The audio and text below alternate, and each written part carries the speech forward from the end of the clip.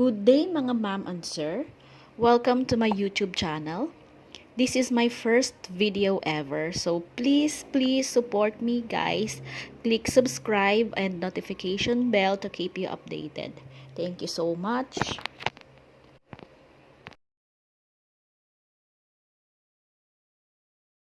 Today, I will share one topic in professional education. Disclaimer: all contents and intellectual property belong to the rightful owners. No copyright infringement intended, for educational purpose only. So let's start. Levels of technology integration. We have here the acronym EA2IT.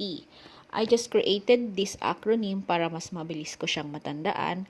Pero it's up to you kung paano ang strategy ninyo para mas matandaan niyo siya agad. E stands for entry, A stands for adoption, yung isang A is for adaptation, I is for infusion, and T is for transformation. Let's go to the first level. Entry.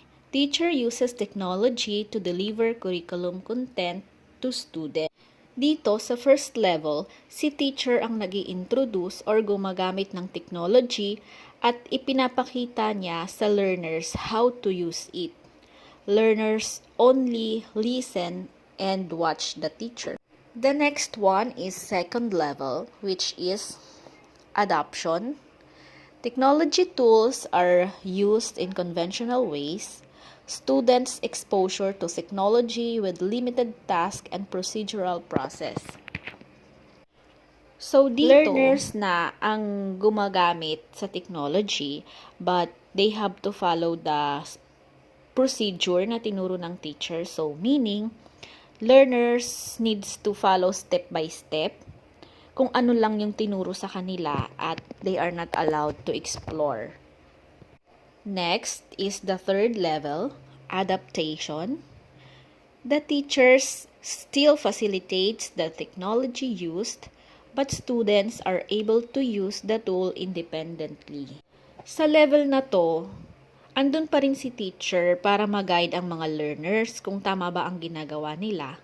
Pero independent na ang learners na gawin at mag-explore sa technology. Sa fourth level naman, infusion, learners are provided various tools to use. Dito naman, si learner ay binibigyan ng maraming choices. For example, meron siyang reporting. They are now allowed to use different tools para sa kanilang presentation. And lastly, transformation. Teacher cultivates a rich learning environment where blending choice of technology tools with student-initiated investigation. So ito, learners are already self-directed.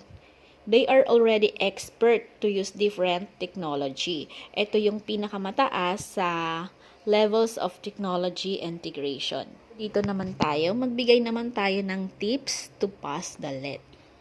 First, you have to set your goal and motivation. As you can see, itong nasa photos, yan yung mga naging motivation ko. Bakit pila? So, sa mga nakaranas ng mahabang pila sa application, talaga namang legit na nakaka-stress. Kaya nag-promise ako sa sarili ko na 2 beses lang ako pipila.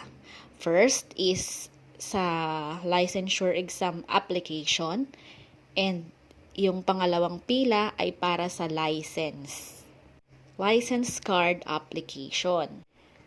At ito, kung makikita ninyo yung PRC pin, ito rin talaga yung isa sa naging motivation ko kasi gusto ko talagang magkaroon din ng sarili kong pin. At legit talaga na paghawak mo na yung sarili mong pin, talagang nakakaiyak siya. Grabe.